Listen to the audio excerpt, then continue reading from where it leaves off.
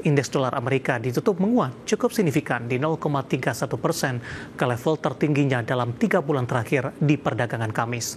Pergerakan rupiah diperkirakan masih dipengaruhi tren penguatan dolar Amerika Serikat.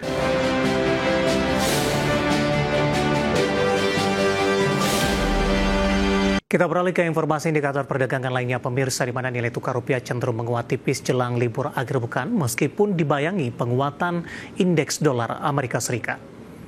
Dikutip dari data RTI hingga Jumat siang tadi, rupiah menguat tipis di 0,04% di level 16.621 per dolar Amerika, di mana sebelumnya rupiah dibuka menguat di 0,09% di level 16.620 per dolar Amerika. Sementara indeks dolar Amerika di Jumat pagi melemah tipis di 0,07% di level 99,457, namun indeks dolar Amerika ditutup menguat cukup signifikan di 0,31% ke level tertingginya dalam 3 bulan terakhir di perdagangan Kamis. Pergerakan rupiah diperkirakan masih dipengaruhi tren penguatan dolar Amerika Serikat setelah The Fed kembali memangkas suku bunga 25 basis point di pertemuan Oktober. Sementara hubungan Amerika dan Tiongkok yang terus membaik mengangkat kepercayaan diri pelaku pasar, di mana diketahui Amerika akan menunda pemberlakuan tarif resiprokal ke Tiongkok untuk setahun ke depan. Dan Tiongkok pun disebut akan menyelesaikan masalah terkait TikTok dan juga beberapa aspek lainnya. Kita akan coba update seperti apa pergerakan nilai tukar rupiah terhadap sejumlah mata uang utama berikut ini. Dapat Anda saksikan grafis di layar televisi Anda, pemirsa.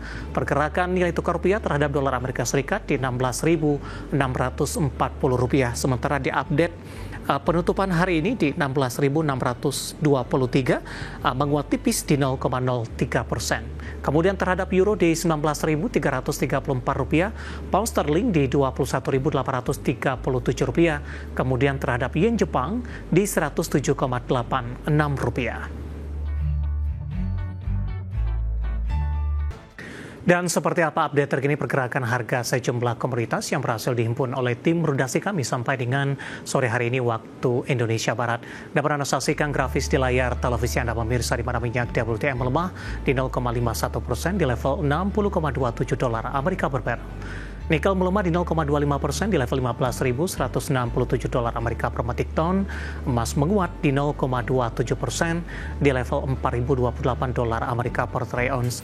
Sementara CPO melemah di 0,82% di level 4.260 ringgit Malaysia per tonnya.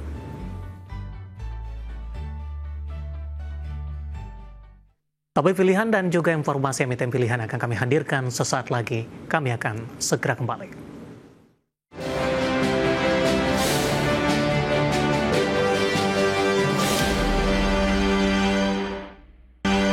Ke topik pilihan, pemirsa, sejumlah analis memproyeksikan fenomena window dressing masih terbuka di akhir tahun 2025. Hal ini didukung rally indeks harga saham gabungan secara year to date, meskipun masih dibayangi ketidakpastian kondisi makroekonomi global. Pasar modal Indonesia kembali menantikan fenomena musiman yang dikenal sebagai window dressing di penghujung tahun 2025.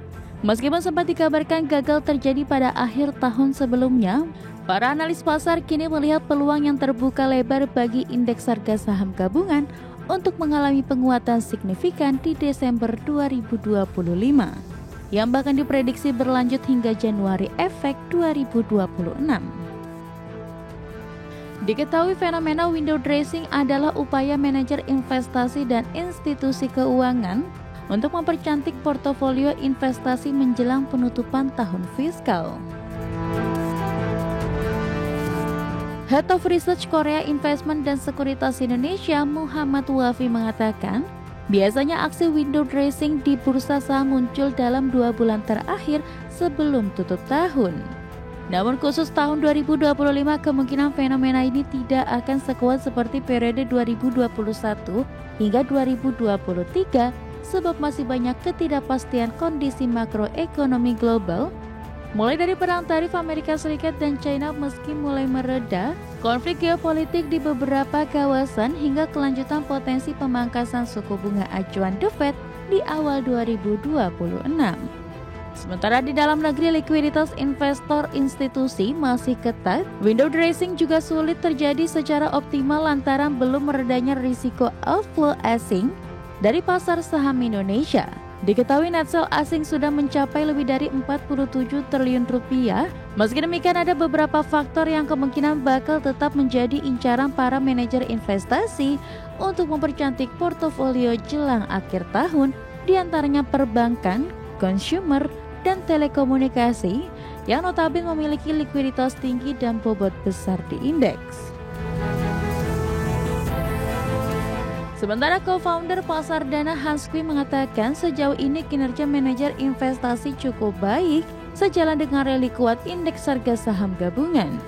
Window dressing 2025 kemungkinan dilakukan secara terbatas dengan arah rotasi ke emiten blue chip berkapitalisasi pasar besar atau DCAPS. Berbagi sumber, IDEX Channel. Beralih ke informasi, emiten PT Telkom Indonesia Persero Tbk atau TLKM mengalami penurunan kinerja di kuartal ketiga 2025. Tercatat pendapatan dan laba bersih perseroan per September 2025 masing-masing turun di 10,69% secara tahunan dan 2,31% secara tahunan.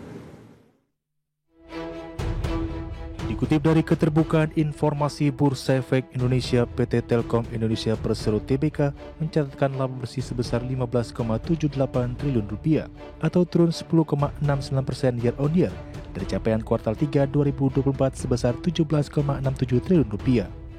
Di sisi lain, perseroan mengantongi pendapatan di 109,61 triliun rupiah atau turun 2,31% year on year dari pendapatan 9 bulan 2024 di 112,22 triliun rupiah. Pendapatan berasal dari segmen data, internet, dan IT service 64,8 triliun rupiah, IndiHome 19,73 triliun rupiah, interkoneksi 7,1 triliun rupiah, dan seluler voice 6,7 triliun rupiah, serta jaringan dan jasa telekomunikasi lainnya sebesar 11,27 triliun rupiah. Sementara segmen legasi turun 15%, pendapatan dari data, internet, dan IT service melemah 4,6% dari 67,9 triliun rupiah di kuartal 3 2024. Perseroan mencatat beban operasi pemeliharaan dan jasa telekomunikasi sebesar 30,28 triliun rupiah, beban penyusutan dan amortisasi 25,06 triliun rupiah, beban karyawan 11,9 triliun rupiah, beban interkoneksi 5,66 triliun rupiah, beban umum dan administrasi 5 triliun rupiah, serta beban pemasaran 2,37 triliun rupiah. Sebelumnya, perseroan juga bukukan kerugian yang belum direalisasikan dari perubahan nilai wajar atas investasi 360 miliar rupiah dari sebelumnya 476 miliar rupiah. Penambahan investasi MDI di periode berjalan 101 miliar rupiah. Sementara Telkomsel menilai nilai wajar investasi di GoTo menggunakan level 1 berdasarkan nilai pasar GoTo masing-masing Rp54 per saham per 30 September 2025.